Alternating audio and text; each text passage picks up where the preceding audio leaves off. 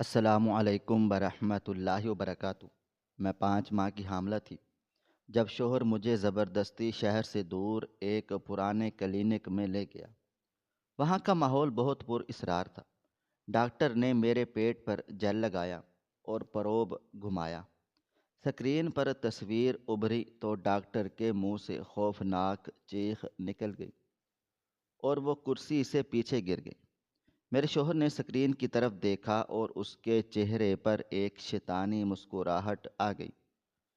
Doctor نے کہا، یہ بچہ تو میری زندگی کا وہ سفر جس کا انجام ایک ایسی خوفناک اور دل دہلا دینے والی رات پر ہونا تھا، جس کا تصور کر کے آج بھی میری روح کانپ اٹھتی ہے اور میرے جسم کا روں روں کھڑا ہو جاتا ہے۔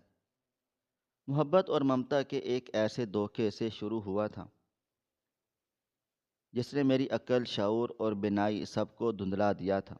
میرا نام شمائلہ ہے اور میں آج آپ کو وہ داستان سنانے جا رہی ہوں جو شاید آپ کو کوئی ڈراؤنا خواب یا کسی ہارر فلم کا حصہ لگے، مگر میرے لیے وہ ایک جیتی جاگتی حقیقت تھی جسے میں نے اپنے جسم پر اور روح پر سہا ہے۔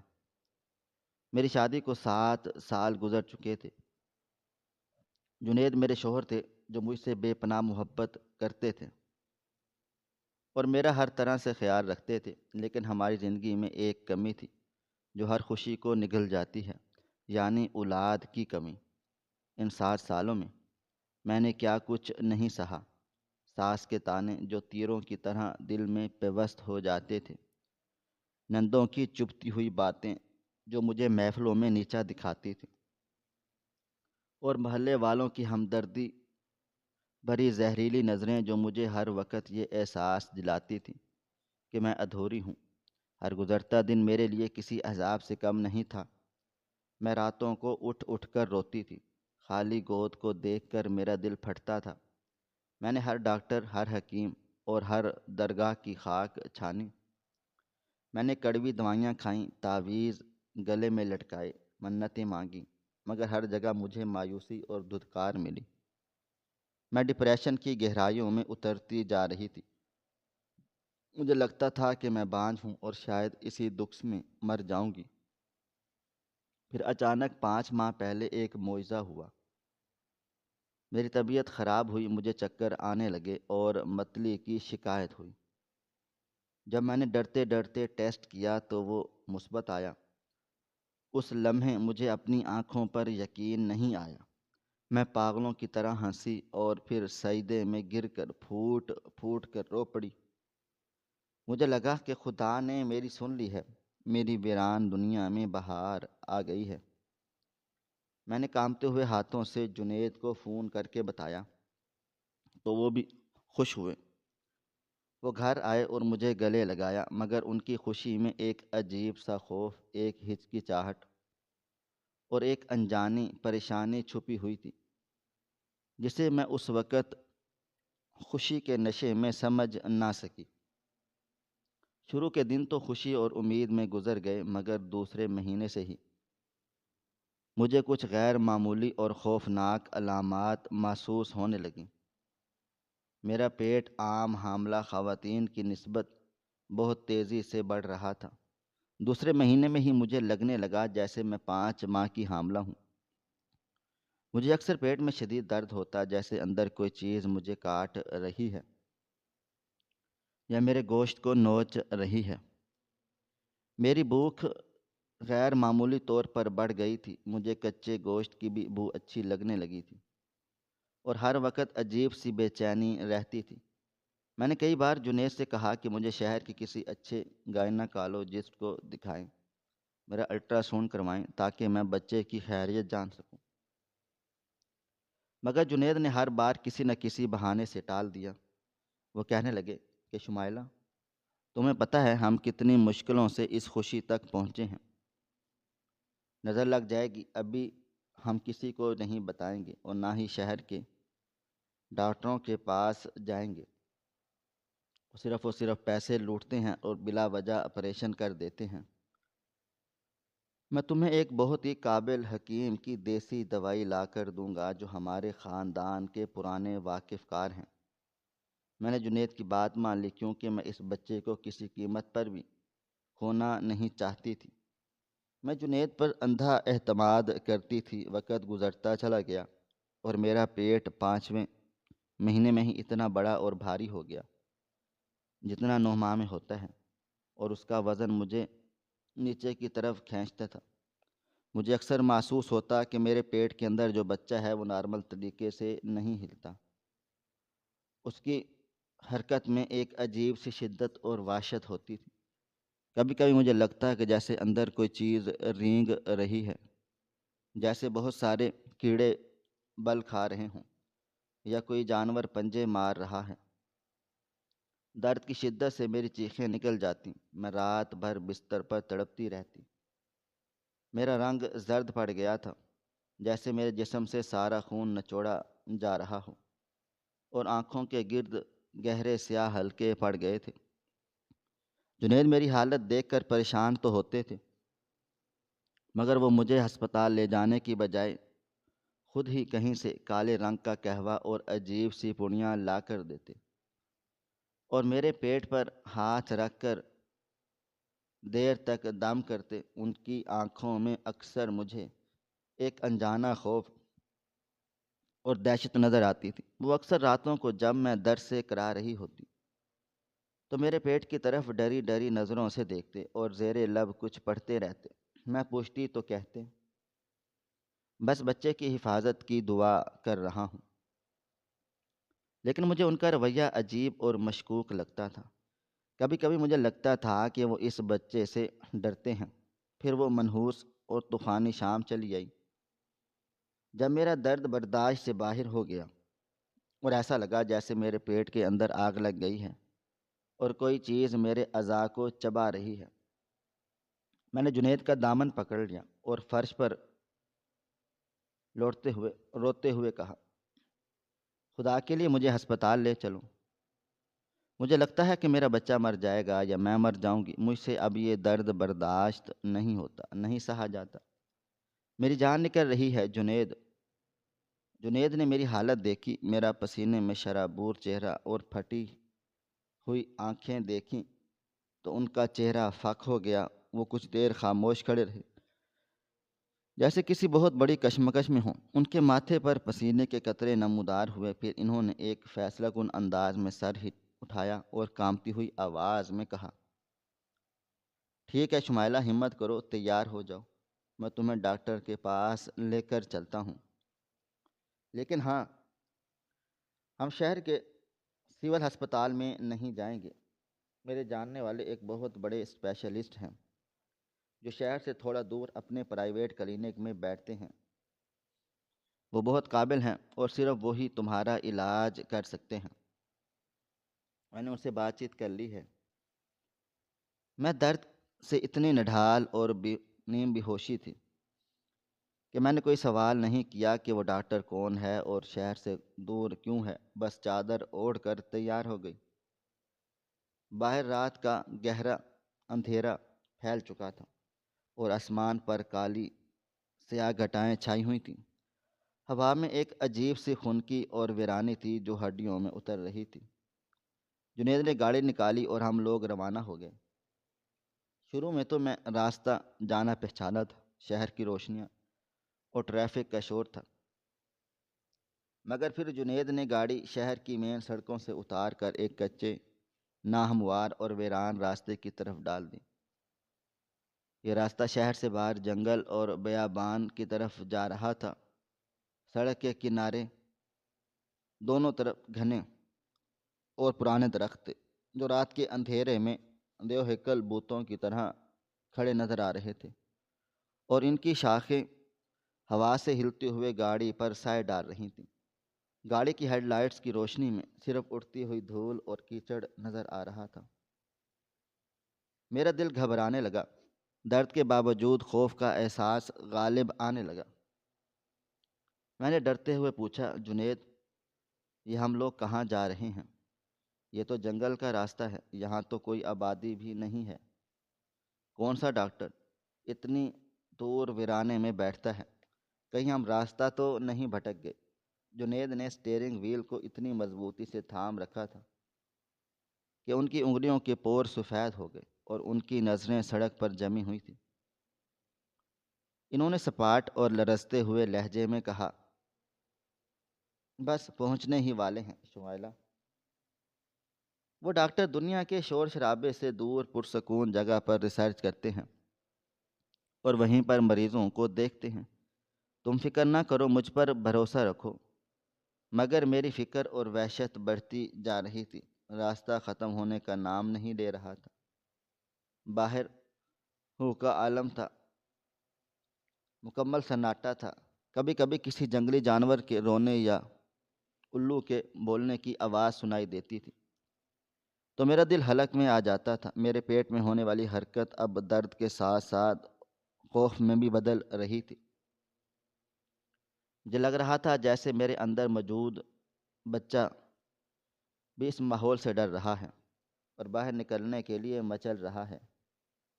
اس کی لاتیں اتنی سخت اور نوکیلی تھیں کہ مجھے اپنی پسلیوں میں چبھن محسوس ہو رہی تھی، جیسے کوئی خنجر چلا رہا ہو۔ تقریباً 2 گھنٹے کی طویل اور خوفناک مسافت کے بعد جب مجھے لگا کہ شاید ہم دنیا کے آخری کونے پر آ گئے ہیں، گاڑی ایک جھٹکے سے ایک قدیم شکستہ اور بھوت نما بنگلہ عمارت کے سامنے جا رکی۔ یہ کوئی ہسپتال یا کلینک نہیں لگ رہا تھا، بلکہ انگریزوں کے دور کا کوئی پرانا کھنڈر لگ رہا تھا، جس کی دیواروں کا پلستر اکھڑ چکا تھا۔ جگہ جگہ سے سرخ اینٹیں باہر نکل آئی تھیں اور دیواروں پر کائی جمی ہوئی تھی۔ عمارت کے چاروں طرف گھنی جھاڑیاں تھیں اور مکمل سناٹا تھا۔ صرف ایک مدھم سی پیلی روشنی برآمدے میں جل رہی تھی، جو ہوا سے ہل جل رہی تھی اور عجیب سے سائے بنا رہی تھی۔ آ جاؤ شمائلہ، یہی وہ جگہ ہے۔ جنید نے گاڑی کا دروازہ کھولا۔ میرے پاؤں منو وزنی ہو رہے تھے۔ میرا دل چیخ چیخ کر کہہ رہا تھا کہ یہاں مت جاؤ، یہ جگہ ٹھیک نہیں ہے۔ میں نے انکار کرنا چاہا، مگر پیٹ کے شدید درد نے مجھے مجبور کر دیا۔ میں جنید کا سہارا لے کر لڑکھڑاتے ہوئے قدموں سے اس حویلی نما کلینک کی طرف بڑھ گئی۔ فضا میں ایک عجیب سی بدبو تھی، جیسے گیلی مٹی اور گلے ہوئے پتوں کی ہو۔ صدر دروازہ لکڑی کا تھا اور وہ بہت بھاری اور اونچا تھا، اور جنید نے آہنی کنڈی کھٹکھٹائی تو اندر سے ایک عجیب سی چڑچڑاہٹ کی آواز آئی اور دروازہ آہستہ آہستہ کھل گیا۔ سامنے ایک بوڑھی عورت کھڑی ہوئی تھی، جس کا حلیہ دیکھ کر میری چیخیں نکلتے نکلتے رہ گئیں۔ اس نے گندا سا سفید اپیرن پہن رکھا تھا، مگر اس کے بال بکھرے ہوئے اور الجھے ہوئے تھے۔ چہرے پر گہری جھریاں تھیں اور آنکھیں دھنسی ہوئی تھیں۔ اس نے مجھے اور جنید کو دیکھا اور ایک معنی خیز اور سرد نظر جنید پر ڈالی، جیسے وہ پہلے سے ہمارے آنے کا انتظار کر رہی ہو۔ اس کے چہرے پر کوئی تاثر نہ تھا۔ اس نے بنا کچھ کہے ہمیں اندر آنے کا اشارہ کر دیا۔ اندر کا ماحول باہر سے بھی زیادہ پر اسرار اور دم گھٹنے والا تھا۔ ایک بہت بڑی سی لابی تھی، جس میں فینائل اسپرٹ اور کسی پرانی سڑی ہوئی دوا کی بو رچی بسی تھی، جو دماغ کو چڑھی جا رہی تھی۔ چھت بہت اونچی تھی اور وہاں مکڑیوں کے جالے لٹک رہے تھے۔ دیواروں پر عجیب و غریب پینٹنگز لگی ہوئی تھیں، جو میڈیکل کی نہیں بلکہ انسانی اعضاء، ہڈیوں اور عجیب الخلقت مخلوقات کی پرانی ڈرائنگز لگ رہی تھیں۔ وہاں کوئی اور مریض نہیں تھا، استقبالیہ بھی خالی اور دھول سے اٹا ہوا تھا۔ وہ بوڑھی عورت ہمیں لے کر ایک لمبے تاریک راہداری سے گزری۔ میرے جوتوں کی ٹک ٹک اس موت جیسے سناٹے میں گونج رہی تھی۔ مجھے ایسا محسوس ہو رہا تھا جیسے دیواریں مجھے گھور رہی ہیں اور سائے میرا پیچھا کر رہے ہیں۔ جنید کا ہاتھ میرے ہاتھ میں تھا اور میں محسوس کر سکتی تھی کہ ان کا ہاتھ بھی برف کی طرح ٹھنڈا ہے اور بری طرح کانپ رہا ہے۔ میں نے سرگوشی میں کہا، جنید، مجھے بہت ڈر لگ رہا ہے۔ یہ ہسپتال نہیں لگتا، یہ کوئی جادو ٹونے والی جگہ لگتی ہے۔ خدا کے لیے مجھے واپس لے چلو، میں درد برداشت کر لوں گی مگر یہاں نہیں رک سکتی۔ جنید نے میرا ہاتھ سختی سے دبا دیا اور دھیمی بھری ہوئی آواز میں کہا، ہمت رکھو شمائلہ، اب واپسی کا کوئی بھی راستہ نہیں ہے، بس ایک بار چیک اپ کروا لو، ڈاکٹر صاحب اندر ہی ہیں، وہ سب ٹھیک کر دیں گے۔ ہم ایک بڑے سے لکڑی کے دروازے کے سامنے جا رکے۔ بوڑھی عورت نے دروازہ کھولا اور ہمیں اندر بھیج کر خود باہر رک گئی۔ کمرہ کافی بڑا تھا مگر روشنی بہت کم اور مدھم تھی۔ وسط میں ایک پرانے زمانے کا لوہے کا میڈیکل بیڈ رکھا تھا جس پر چمڑے کا بستر تھا، اور ایک طرف الٹرا ساؤنڈ کی مشین پڑی تھی جو دیکھنے میں کافی جدید اور مہنگی لگ رہی تھی اور اس پرانی عمارت سے بالکل میل نہیں کھا رہی تھی۔ مشین کی سکرین کی نیلی روشنی کمرے میں پھیلی ہوئی تھی۔ کرسی پر ایک ادھیڑ عمر ڈاکٹر بیٹھا ہوا تھا جس نے سفید کوٹ پہن رکھا تھا، لیکن اس پر خون کے ہلکے ہلکے دھبے تھے۔ اس کی آنکھوں میں عجیب سی وحشت، گہرائی اور پاگل پن تھا۔ اس نے موٹے شیشوں والی اینک کے پیچھے سے ہمیں گھورا اور جنید کو دیکھ کر ہلکا سا سر ہلا دیا، جیسے کسی خفیہ راز کا تبادلہ ہو رہا ہو۔ جنید نے سلام کیا مگر ڈاکٹر نے جواب دینے کی بجائے سیدھا مجھے مخاطب کیا۔ اس کی آواز بھاری، خردری اور حکم دینے والی تھی۔ لیٹ جاؤ بیڈ پر، وقت کم ہے۔ میں سہم گئی مگر درد کی لہر نے مجھے سوچنے کا موقع نہیں دیا۔ میں مشکل سے بیڈ پر لیٹی۔ بیڈ کی چادر بھی میلی اور ٹھنڈی تھی۔ ڈاکٹر اپنے گھومنے والی کرسی گھما کر میرے قریب چلا آیا۔ اس نے کوئی دستانے نہیں پہنے، اس کے ناخن لمبے اور میلے تھے۔ اس نے الٹرا ساؤنڈ مشین کا بٹن دبایا تو سکرین روشن ہو گئی۔ اس روشنی نے ماحول کو اور بھی ڈراؤنا بنا دیا۔ جنید میرے سرہانے کھڑا ہو گیا اور انہوں نے میرا ہاتھ مضبوطی سے تھام لیا۔ ان کی سانسیں تیز چل رہی تھیں اور وہ مسلسل آیت الکرسی اور دعاؤں کا ورد کر رہے تھے، جیسے کسی بڑی بلا سے پناہ مانگ رہے ہوں۔ ڈاکٹر نے میری پیٹ سے قمیض ہٹائی۔ میرا پیٹ 5 ماہ کے حساب سے بہت زیادہ اور بے ڈھنگے طریقے سے پھولا ہوا تھا۔ اس پر نیلی اور سبز رگیں ابھری ہوئی تھیں جو دیکھنے میں بہت خوفناک لگ رہی تھیں، اور جلد اتنی تنی ہوئی تھی کہ جیسے پھٹ جائے گی۔ ڈاکٹر نے ایک ٹھنڈا لیسدار جیل میرے پیٹ پر لگایا۔ جیل کی ٹھنڈک سے میرے جسم میں جھرجھری دوڑ گئی اور میرا پورا وجود کانپ اٹھا۔ ڈاکٹر نے پلاسٹک کا پروب اٹھایا اور میرے پیٹ پر رکھا۔ جیسے ہی پروب نے میری جلد کو چھوا، مجھے اپنے اندر ایک شدید ہلچل اور بے چینی محسوس ہوئی، جیسے وہ بچہ اس مشین کی موجودگی سے بے چین ہو گیا ہو یا اسے خطرہ محسوس ہو رہا ہو۔ ڈاکٹر نے پروب کو آہستہ آہستہ میرے پیٹ پر گھمانا شروع کر دیا۔ اس کی نظریں سکرین پر گڑی ہوئی تھیں، سب کی نظریں سکرین پر جمی تھیں۔ کمرے میں مکمل خاموشی تھی، صرف مشین کی بپ کی آوازیں آ رہی تھیں۔ شروع میں سکرین پر صرف سیاہ اور سفید دھندلے سائے نظر آئے تھے۔ اسٹرکٹ کی آوازیں آ رہی تھیں۔ ڈاکٹر نے پروب کا دباؤ بڑھا دیا اور اسے پیٹ کے نچلے حصے کی طرف لے گیا، جہاں مجھے سب سے زیادہ درد ہوتا تھا۔ اچانک سکرین پر تصویر واضح ہونا شروع ہوئی۔ جنید کا ہاتھ میرے ہاتھ پر اتنا سخت ہو گیا کہ مجھے درد ہونے لگا۔ میں نے بھی ہمت کر کے گردن موڑی اور سکرین کی طرف دیکھا۔ وہاں ایک عجیب سی شکل بن رہی تھی۔ یہ عام بچوں کے جیسا الٹرا ساؤنڈ نہیں تھا جیسا میں نے انٹرنیٹ پر دیکھا تھا۔ اس میں کوئی واضح سر، ٹانگیں یا پاؤں، ہاتھ نہیں تھے، بلکہ ایک گچھے کی طرح کوئی چیز نظر آ رہی تھی جو مسلسل حرکت کر رہی تھی اور بل کھا رہی تھی۔ ڈاکٹر نے اپنی آنکھیں سکرین کے بالکل قریب کر لیں اور اس کے ماتھے پر پسینے کے قطرے نمودار ہوئے۔ اس نے مشین کے بٹنوں سے کنٹراسٹ بڑھا دیا اور پروب کو ایک خاص زاویے پر روکا تاکہ تصویر جم جائے، اور پھر سکرین پر جو منظر ابھرا اس نے میرے خون کو منجمد کر دیا اور میرے دھڑکنیں روک دیں۔ وہ کوئی انسانی بچہ نہیں لگ رہا تھا، وہ ایک گوشت کا ایک بہت بڑا سا بے ہنگم سا لوتھڑا تھا جس پر جگہ جگہ بالوں جیسے کالے گھنے ریشے نظر آ رہے تھے، اور اس کے اندر کچھ ایسا تھا جو تیزی سے بڑھ رہا تھا یا شاید سانسیں لے رہا تھا۔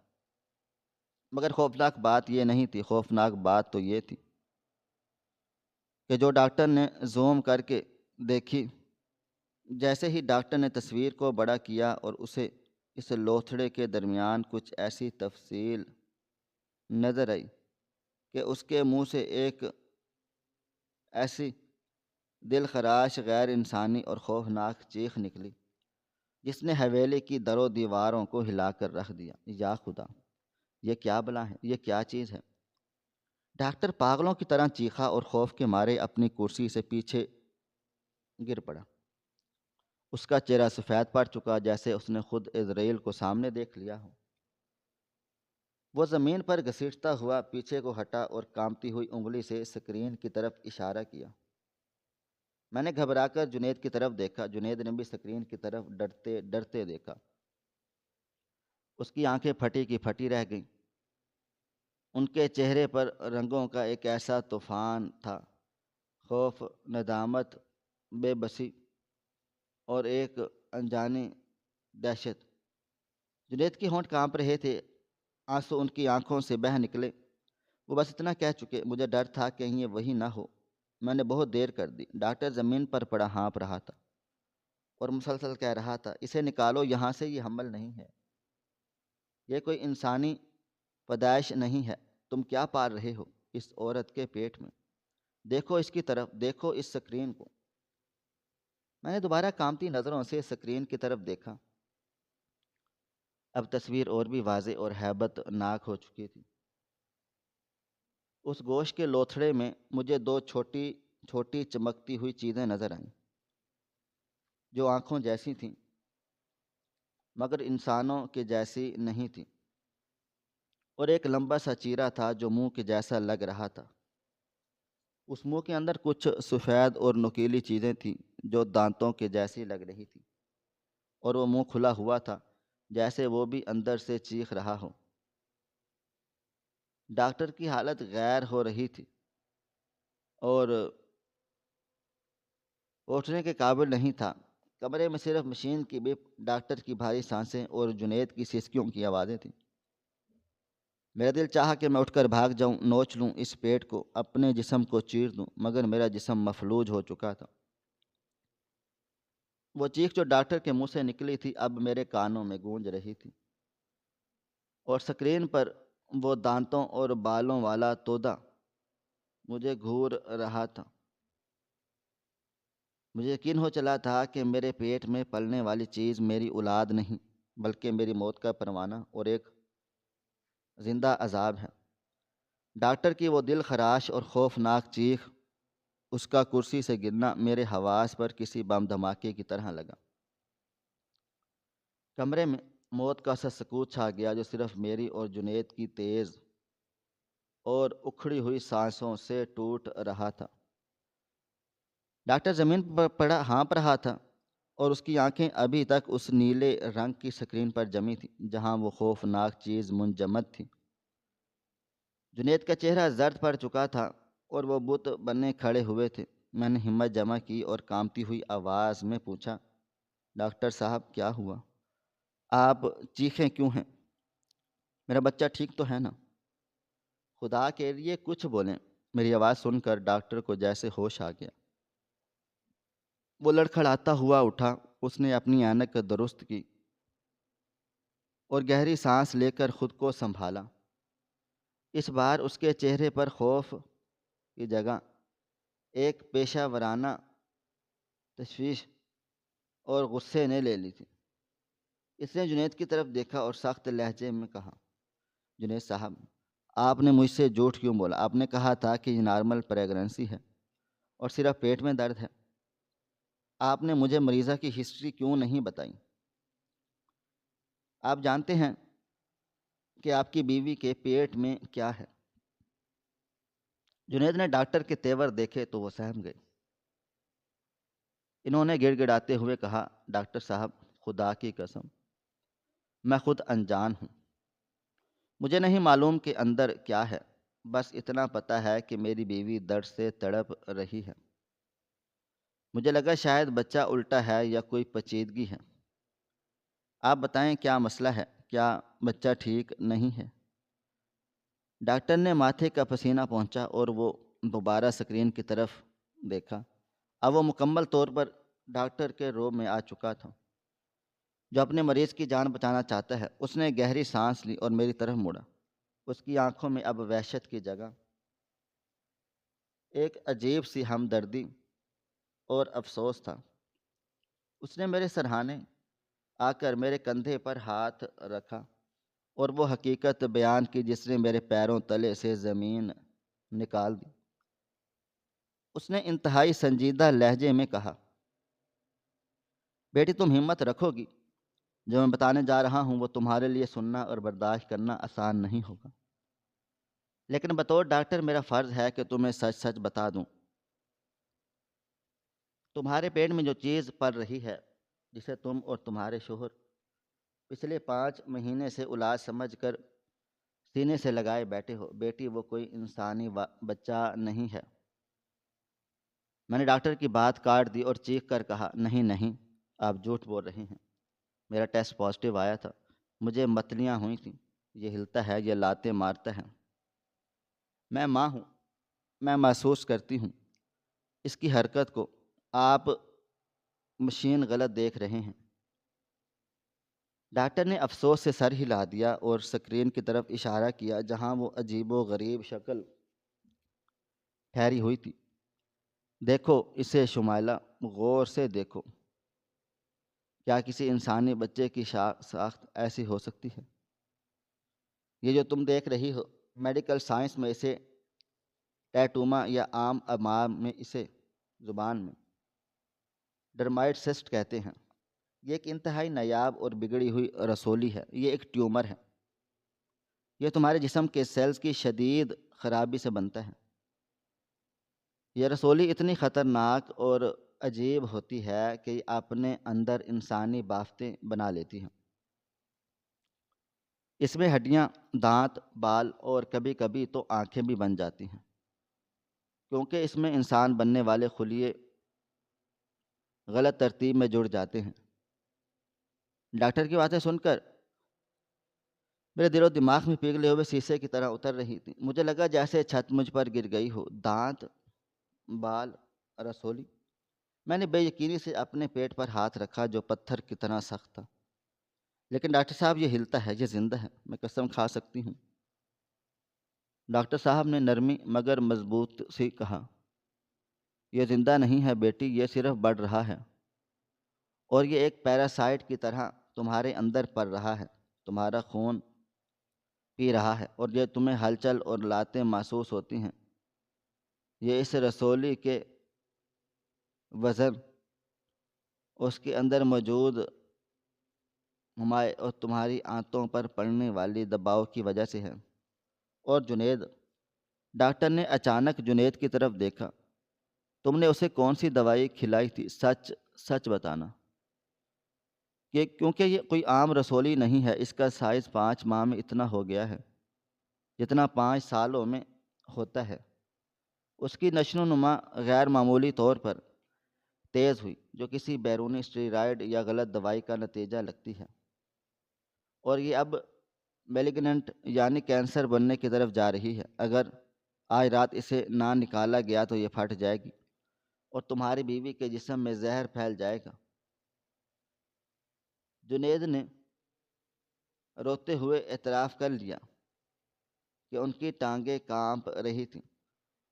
میں اسے ایک خاندانی حکیم کی دی ہوئی طاقت کی پڑیاں اور قہوہ کھلاتا رہا ہوں۔ مجھے لگا بچہ کمزور ہے، وہ حکیم کہتا تھا، اس سے بچے کی نشو و نما تیز ہوگی اور بیٹا پیدا ہوگا۔ مجھے کیا پتا تھا کہ میں بچے کو نہیں بلکہ ایک بیماری کو پال پوس رہا ہوں۔ ڈاکٹر صاحب، مجھے معاف کر دے، میں نے اپنے ہاتھوں سے اپنی بیوی کو موت کے منہ میں دھکیل دیا۔ جنید میرے پیروں میں گر گئے اور پھوٹ پھوٹ کر رونے لگے۔ میں ساکت تھی، میرا دل و دماغ معاف ہو چکا تھا۔ میرا وہ خواب، وہ امید، وہ ننھی سی جان جس کے لیے میں نے کپڑے سلوا کر رکھے تھے، جس کے لیے میں نے نام سوچ رکھے تھے، وہ دراصل بالوں اور دانتوں والا ایک گوشت کا لوتھڑا تھا۔ ایک بیماری تھی، مجھے اپنی ذات سے گھن آنے لگی، مجھے اپنے پیٹ سے نفرت ہونے لگی، مجھے لگا جیسے میرے اندر کوئی گندگی کا ڈھیر پڑا ہے۔ درد کی شدت اب اور بڑھ گئی تھی، شاید خوف کی وجہ سے یا شاید حقیقت جاننے کی وجہ سے۔ میرا جسم رد عمل دے رہا تھا۔ ڈاکٹر نے فوراً سے نرس، وہی بوڑھی عورت، کو آواز دے دی تھی، تھیٹر تیار کرو، یہ ایمرجنسی کیس ہے، ہمیں ابھی کے اور اسی وقت آپریشن کرنا ہوگا، ہمارے پاس اسے شہر لے جانے کا وقت نہیں ہے، یہ رسولی کسی بھی لمحے ریپچر ہو سکتی ہے۔ بڑی عورت نے پھرتی سے مشین بند کی اور مجھے ویل چیئر پر شفٹ کر دیا۔ میں ایک زندہ لاش ہو گئی تھی، بیٹھی تھی، مگر میری آنکھوں سے مسلسل آنسو بہے جا رہے تھے، مگر آواز بند تھی۔ جنید میرے ساتھ ساتھ چل رہے تھے، ان کے ہاتھ کانپ رہے تھے اور وہ مسلسل معافیاں مانگ رہے تھے۔ مجھے معاف کر دو شمائلہ، میری جہالت نے یہ دن دکھا دیا۔ میں ڈرتا تھا کہ اگر شہر کے ڈاکٹر کے پاس گئے تو وہ آپریشن کر دیں گے اور شاید تم ماں نہ بن سکو، میں نے تمہاری جان خطرے میں ڈال دی۔ مجھے آپریشن تھیٹر میں لے جایا گیا، جو اسی پرانی حویلی کا ایک بہت بڑا کمرہ تھا، جہاں جدید لائٹس لگی ہوئی تھیں اور سرجری کا سامان موجود تھا۔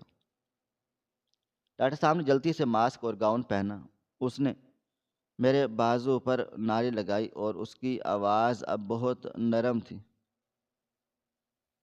بیٹی تم فکر نہ کرو، میں تمہیں بچا لوں گا، بس اللہ تعالیٰ کا نام لو۔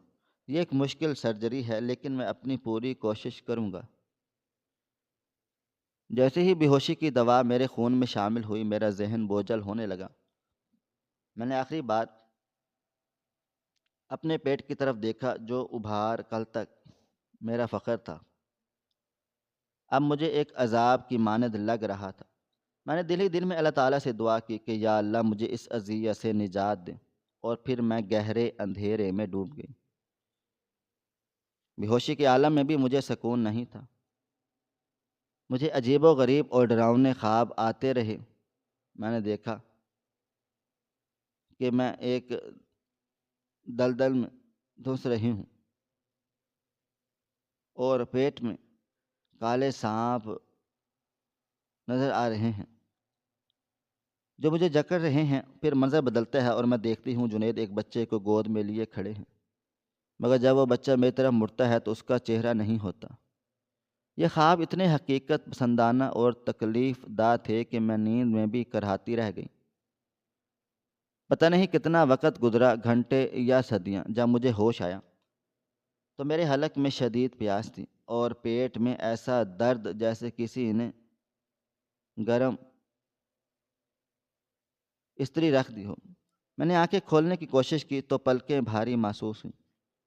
میں نے خود کو اسی پرانے کمرے میں پایا جہاں پہلے الٹرا ساؤنڈ ہوا تھا، مگر اب وہاں صبح کی ہلکی روشنی کھڑکی سے اندر آ رہی تھی۔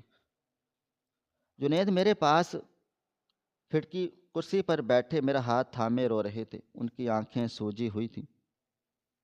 ڈاکٹر ایک کونے میں کھڑا اپنی فائل لکھ رہا تھا اور اس کے چہرے پر تھکن کے گہرے آثار نمایاں تھے۔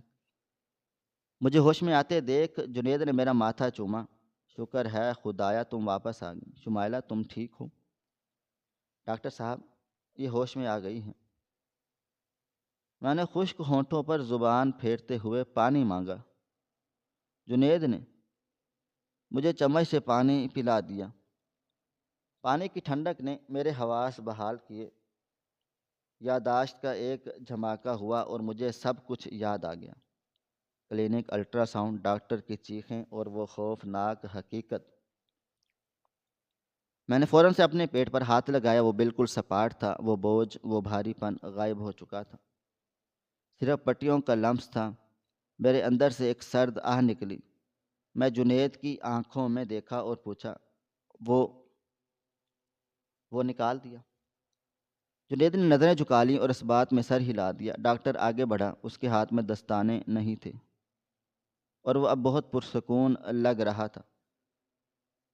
اس نے میز پر رکھے ہوئے ایک بڑے سے شیشے کے جار کی طرف نظر دوڑائی تھی اور اشارہ جس پر سفید کپڑا پڑا تھا۔ ڈاکٹر کی سنجیدہ آواز اور بھاری تھی، دیکھو شمائلہ بیٹی، یہ میڈیکل پروٹوکول کا حصہ نہیں ہے کہ یہ مریض کو دکھایا جائے، لیکن تمہارے کیس میں یہ ضروری ہے کہ تم اسے اپنی آنکھوں سے دیکھ لو، تاکہ تمہارے دل میں کوئی وہم، کوئی شک باقی نہ رہے۔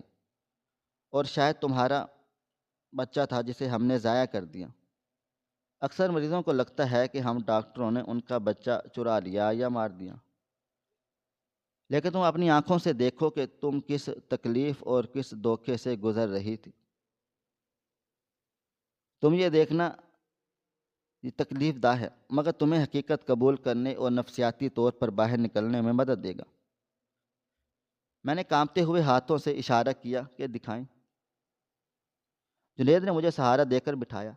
میرے دل کی دھڑکنیں بے ترتیب تھیں۔ ڈاکٹر نے آہستہ سے جار کے اوپر سے کپڑا ہٹایا۔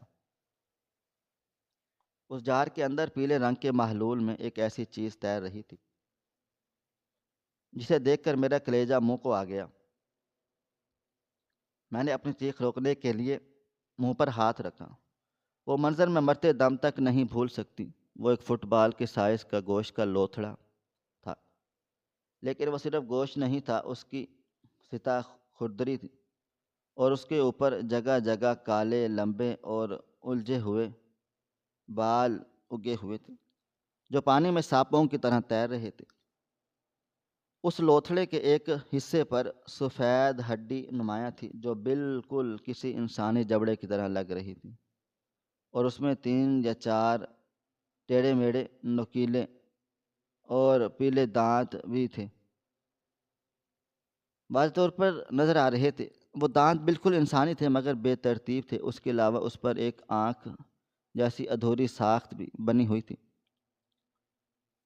جو بند تھی۔ یہ کوئی جین بھوت نہیں تھا، یہ میرے اپنے جسم کا حصہ تھا جو بگڑ کر ایک خوفناک شکل اختیار کر چکا تھا۔ یہ وہ ٹیٹوما تھا جس نے مجھے 5 ماہ تک ممتا کے دھوکے میں رکھا۔ میں اسے دیکھ کر پھوٹ پھوٹ کر رو پڑی۔ یا اللہ، یہ سب کیا ہے؟ میں نے اسے پالا، میں اسے پیار کرتی تھی، میں اسے لوریاں سناتی تھی، میں ہسٹرائی ہوئی انداز میں رو رہی تھی۔ ڈاکٹر نے کہا، یہ قدرت کا ایک عجیب اور عبرتناک کھیل ہے بیٹی، سائنس اسے جنیاتی خرابی کہتی ہے۔ یہ رسولی تمہارے پیدا ہونے سے پہلے ہی تمہارے جسم میں خلیے کی صورت میں موجود تھی۔ ہارمونز کی تبدیلی اور خاص طور پر ان غلط دیسی دوائیوں نے اسے بڑھنے کا موقع دیا۔ اس کے اندر دانت اور بال اس لیے ہیں کیونکہ اس میں وہ تمام جنیاتی کوڈز تھے جو انسان بنانے کے لیے چاہیے ہوتے ہیں، مگر یہ ترتیب میں نہیں تھے۔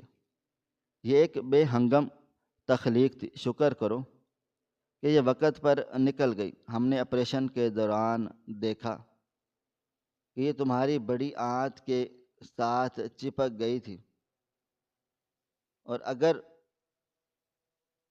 ہم مزید 24 گھنٹے گزر جاتے تو یہ پھٹ جاتی اور تمہیں بچانا ناممکن ہو جاتا۔ ہم نے تمہارا رحم بچا لیا ہے، تم مستقبل میں دوبارہ ماں بن سکتی ہو، ایک صحت مند بچے کی ماں۔ ڈاکٹر کے آخری جملے نے میرے ڈوبتے ہوئے دل کو ایک تنکے کا سہارا دیا تھا، اور میں دوبارہ سے ماں بن سکتی ہوں؟ میں نے امید بھری نظروں سے پوچھا۔ جنید نے جلدی سے کہا، ہاں شمائلہ، ڈاکٹر صاحب کہہ رہے ہیں کوئی مستقل نقصان نہیں ہوا، بس ہمیں اس منحوس حکیم کی دوائیوں نے تباہ و برباد کر دیا۔ میں وعدہ کرتا ہوں آئندہ کبھی کسی نیم حکیم کے پاس نہیں جاؤں گا۔ ہم صحیح اور پراپر علاج کروائیں گے، چاہے شہر جانا پڑے یا ملک سے باہر۔ میں نے اس جار کی طرف آخری بار دیکھا تھا۔ اس میں تیرتے ہوئے وہ بال اور وہ دانت مجھے اب خوفناک نہیں بلکہ عبرتناک لگ رہے تھے۔ وہ میری اندھی خواہش اور جنید کی جہالت کا منہ بولتا ثبوت تھے۔ ڈاکٹر نے کپڑا واپس ڈال دیا اور کہا کہ اب آپ لوگ جا سکتے ہیں، میں نے دوائیاں لکھنی ہیں، زخم بھرنے میں کچھ وقت لگے گا، لیکن ذہنی زخم بھرنے میں شاید زیادہ وقت لگے۔ اس کے لیے آپ کو ایک دوسرے کا سہارا بننا ہوگا۔ ہم نے اس حویلی نما کلینک سے نکلنے کی تیاری کی۔ باہر مکمل دن نکل چکا تھا، رات کا وہ خوفناک اور ڈراؤنا ماحول اب غائب ہو گیا تھا۔ سورج کی روشن کرنیں درختوں سے چھن کر آ رہی تھیں۔ وہ عمارت جو رات کو بھوت بنگلہ لگ رہی تھی اب دن کی روشنی میں محض ایک پرانی اور خستہ حال عمارت نظر آ رہی تھی جسے شاید مرمت کی ضرورت تھی۔ وہ ڈاکٹر جسے رات کو میں نے خوفناک سمجھا تھا اب مجھے ایک تھکا ہوا مگر فرض شناس لگ رہا تھا، جس نے ویرانے میں رہ کر بھی بغیر کسی لالچ کے میری جان بچائی۔ اور واپسی کا سفر بہت خاموش تھا۔ جنید ڈرائیونگ کر رہے تھے اور میں سیٹ سے ٹیک لگائے کھڑکی سے باہر دیکھ رہی تھی۔ میرا پیٹ خالی تھا، میری گود خالی تھی، مگر میرا ذہن ایک بہت بڑے بوجھ سے آزاد ہو چکا تھا۔ مجھے اس بات کا دکھ ضرور تھا کہ میں ماں نہیں بنی، مگر اس بات کا شکر تھا کہ میں ایک بلا اور بیماری سے نجات پا گئی۔ گھر پہنچ کر ہم نے کسی کو تفصیل نہیں بتائی، بس اتنا کہا کہ بچہ ضائع ہو گیا اور پیچیدگیوں کی وجہ سے بڑا آپریشن کرنا پڑا۔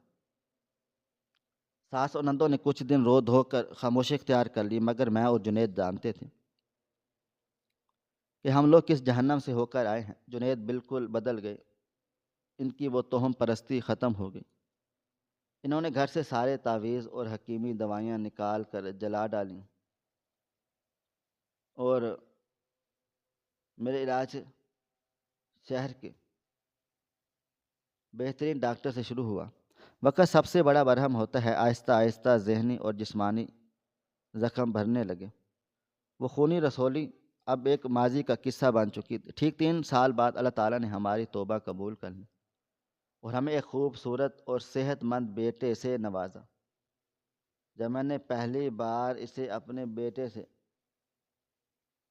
کو گود میں لیا تھا تو اس کے نرم و نازک ہاتھ اور اس کی معصوم آنکھیں، اس کے بغیر دانتوں والا مسکراتا ہوا منہ دیکھا تو مجھے خوفناک جار یاد آ گیا جس میں دانتوں والا گوشت تھا۔ میں کام گئی اور اپنے بیٹے کو زور سے سینے سے لگا لیا۔